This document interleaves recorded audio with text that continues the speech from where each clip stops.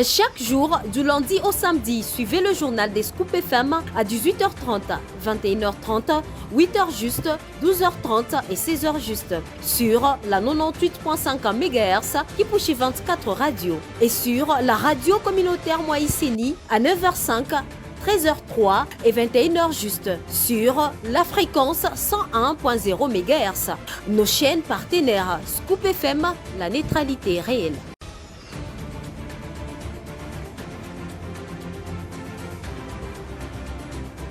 Merci de nous choisir parmi tant d'autres pour vous informer. À la une de l'actualité, la première ministre Judith Suminwa Tuluka a effectué une visite improvisée jeudi 26 décembre 2024 sur plusieurs chantiers de construction et de réhabilitation de routes dans la ville de Kinshasa, capitale de la République démocratique du Congo. Vous allez suivre Judith Suminwa Tuluka dans le corps de ces journaux. Dans le reste de l'actualité, nous parlerons également du syndicat national de médecins qui a décidé jeudi 26 décembre 2024 de radicaliser son mouvement de grève. C'est le secrétaire général de cette structure qui a livré cette information dans la capitale de la République démocratique du Congo. Mesdames, Messieurs, voilà tout pour l'essentiel de l'actualité. Ouvrons cette grande édition du journal par cette information de la présidence de la République démocratique du Congo. Dans son adresse à la population de Mbuji-Mayi, le président Félix Tshisekedi a fait savoir que sur le terrain des opérations, le match est à l'avantage de la RDC et que les opposants ne disent rien. Quant à ce sont eux les ennemis et les autres ennemis du Congo sont en soutane. Félix Tshisekedi l'a déclaré en Mbuji-Mayi, on l'écoute. Matukwa njimumwanga chilama pangadika nujibumvwani nshintululu mienzeka mu chitsa mu nani majinda yetu kumutu kwa majinda njimuteka bantu ba mona mushindu wa kukujumuna malu 11 patu twakula neno hapa muchalu match akadi makujumuka kadi chiji chintamba kungenza chitamba kunsama kumoi chena ngumvwa bana betu batububa bikila bamu opposition bakula to Fadi FARDC yetu mpinjo yenda ichumuna mvita kanwe nanumvwa na nshajiji mwato kibena mufongo abu bajibalowa jitunga kibobu bakwa bumba soko mamubena mizabi kajitu kajibaba ngula tujibaba bamanya mufongo abu tutu ujikija bwalu yani mission ya kujikija mvita mukongo wa mungalata bwa bana betu ba kongole bonsu basomba mujitalala bamona makwenza ya bumijimu bajisha ya bufami tena mulwa mema bwa bwalu buko abuto. Vous étiez en train de suivre le discours du président de la République démocratique du Congo, Félix-Antoine Tshisekedi Tshilombo, dans cet extrait choisi par votre rédaction. Restons au même chapitre. Je suis heureux de vous annoncer que j'ai apporté 50 millions de dollars américains pour la relance de la société minière de Bakwanga, Miba en sigle. C'est ce qu'a dit le président Félix-Antoine Tshisekedi Tshilombo. On l'écoute. Jakuno ambilani njimutwala kudi 50 millions de dollars bwabwalu bwakujula miba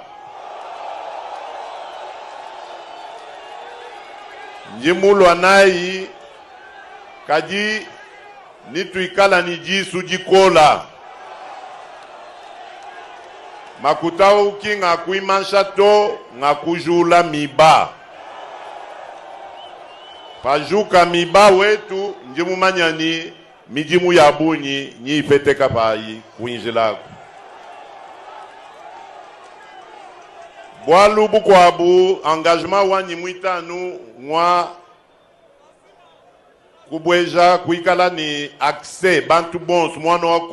Comme annoncé en début de ces journal, la première ministre Judith Suminwa et le gouverneur de la ville, province de Kinshasa, Daniel Mbumba, ont visité plusieurs sites où s'effectuent les travaux de construction et de modernisation de routes dans la ville, province de Kinshasa, la capitale de la République démocratique du Congo. Et à propos des embouteillages dans la ville, la première ministre estime que la réhabilitation de routes secondaires reste la clé pour désengorger, car malgré la forte présence policière pour réguler la circulation, les embouteillages restent denses par manque de voies secondaires. Déclaration faite lors de sa visite jeudi 26 décembre 2024. Je vous convie de suivre la première ministre Judith Suminwa Tuluka dans ses propos. Ce qui m'intéresse aujourd'hui, c'est pas seulement de voir les travaux qui ont commencé, mais c'est de voir comment ils vont s'achever. Je pense que c'est ça le plus important. Je voudrais féliciter la cellule des travaux publics au niveau de la ville, avec madame qui m'a accompagnée, et je pense qu'ils font un bon travail de surveillance, et c'est ça qui est important. S'assurer que les travaux qui sont faits se fassent de manière convenable et soient achevés. Et donc, on va l'année prochaine, j'ai pris rendez-vous avec ceux qui ont démarré les travaux pour voir à partir du mois d'avril, être sûr que, en tout cas, c'est en bonne voie. Disons que non seulement la population quinoise, c'est une population congolaise, déjà de 1, mais n'oubliez pas non plus que Kinshasa est le centre des institutions. Et c'est important, c'est l'image de la République démocratique du Congo, c'est la capitale, et c'est une image que la RDC renvoie. Et donc aujourd'hui, ma bataille à moi, c'est de voir demain Kinshasa appelé de nouveau Kinshasa la Belle. C'est ça que je voudrais vraiment avoir. Et on s'est bien rendu compte que une fois qu'on a les infrastructures, ça permet aussi à la population de vaguer à ses occupations de manière beaucoup plus stable. On a vu avec les embouteillages aujourd'hui. Le fait qu'on n'ait pas toutes les voies secondaires qui ont démarré en termes de réhabilitation fait que le désengorgement n'arrive pas à se faire de manière convenable. On a fait les travaux, on a acheté le matériel pour essayer de régler la circulation, on a rajouté des policiers sur la route, mais il faut absolument les voies d'évacuation, donc les désengorgements à travers le secondaire. Ça déjà, on va gagner en temps. Le temps, c'est de l'argent, bien sûr, donc la population va pouvoir se retrouver. On a été au marché, vous vous rendez compte que si c'est toutes ces mamans et ces papas qui vendent là-bas ont perdu de la clientèle aujourd'hui, si la route est refaite, les gens vont repartir au marché, et donc tous ces gens qui vendent, etc., pourront recommencer à vendre de manière correcte. Donc c'est tout ça, ça permettra d'améliorer le quotidien des Congolais, et donc c'est pour le bien-être de la population. À Diplomatie, nous en parlons dans ces journaux. Le président de la République islamique de Mauritanie et le président en exercice de l'Union africaine se sont entretenus au téléphone avec son homologue de la République d'Angola, Joao Lourenço, sur les priorités actuelles de l'Union africaine, notamment les efforts en cours pour promouvoir la paix et la sécurité sur le continent. C'est ce qu'a révélé le jeudi 26 décembre l'agence mauritanienne d'information. À ce sujet, le président Joao Lourenço a informé son homologue Ould Ghazouani, président de l'Union africaine, des avancées du processus de Luanda, une initiative cruciale visant à ramener la stabilité dans l'est de la République démocratique du Congo. Intervenant jeudi 26 décembre 2024 sur la chaîne catholique française, Monseigneur Fulgence Muteba, président de la Conférence épiscopale nationale du Congo, SENCO en sigle, a qualifié des suicidaires l'initiative du président de la République Félix-Antoine Tshisekedi Tshilombo visant à réviser la Constitution. Selon lui, cette réforme menace gravement l'unité du pays et pourrait conduire à sa balkanisation.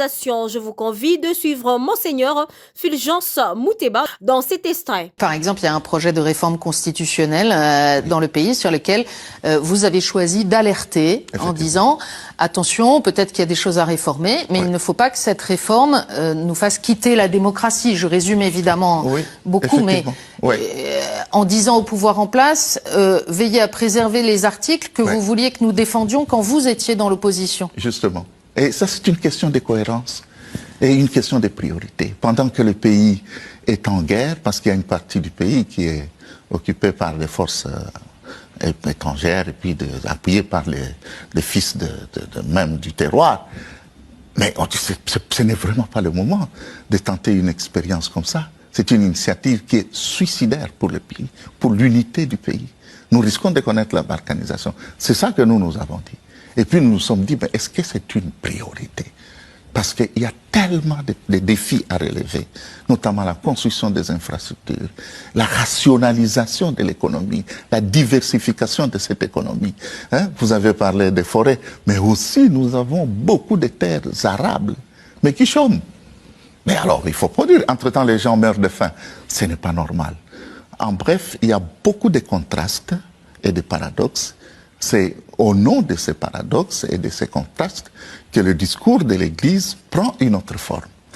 L'Église, elle appuie aussi, elle essaye d'appuyer la préservation d'une cohésion nationale. On a l'impression que c'est très fragile aujourd'hui en RDC. Effectivement, ça c'est notre combat. Parce que nous-mêmes, nous sommes issus de 26 provinces. Mais nous constituons un épiscopat, un des épiscopats les plus cohérents, les plus forts d'Afrique. Alors cette expérience d'unité nous rend forts. Et c'est pour cela que nous voulons préserver cette cohésion nationale en disant, attention, il ne faut pas prendre des initiatives suicidaires.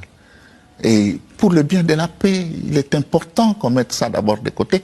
De toute façon, nous avons donné un point de vue, et nous savons que c'est un point de vue qui se justifie amplement, mais nous y travaillons, nous pensons vraiment que nous allons éviter cette catastrophe. Vous étiez en train de suivre Monseigneur Fulgence Mouteba sur Scoop FM. Je l'ai également annoncé en début de ce journal, le bureau exécutif du SINAMED a, dans une déclaration faite jeudi 26 décembre, annoncé la radicalisation de sa grève sous la forme de polarisation des urgences à partir de ce samedi 28 décembre 2024. Le détail dans ses commentaires. Cette organisation syndicale dénonce la mauvaise foi du gouvernement dans le respect des engagements pris lors de l'atelier tenu à Bibois en octobre dernier.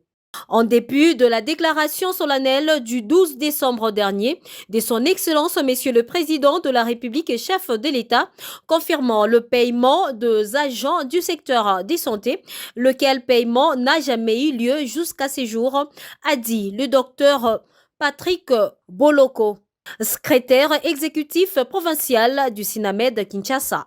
Les hôpitaux qui prendront en charge les urgences sont notamment Roi Baudouin 1er et la Rive pour le samedi 28 et le dimanche 29 décembre.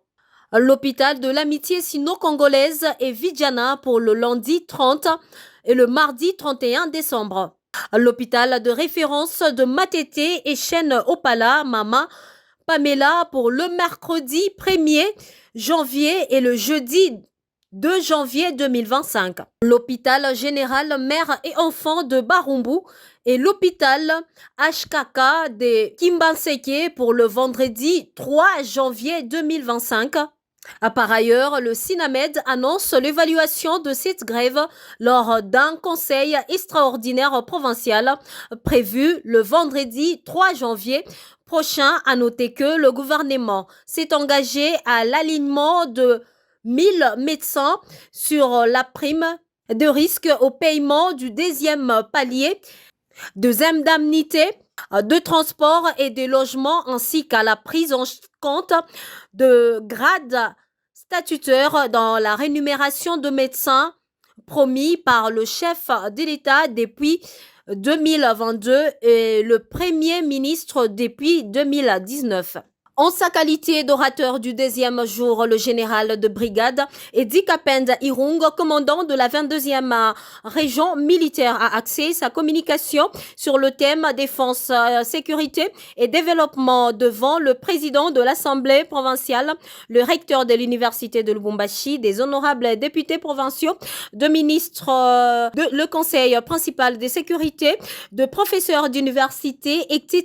ACO, officier militaire, a invité tous les Le participant a aimé la République démocratique du Congo en prônant la tolérance, la paix, la fraternité, la justice, l'égalité, la dignité afin d'œuvrer pour un Congo fort, berceau de vainqueurs où la paix règne, conformément à la volonté du commandant suprême de forces armées Félix Antoine Tshisekedi Tshilombo. Organisé sous le haut patronage du président de l'Assemblée provinciale du Haut-Katanga.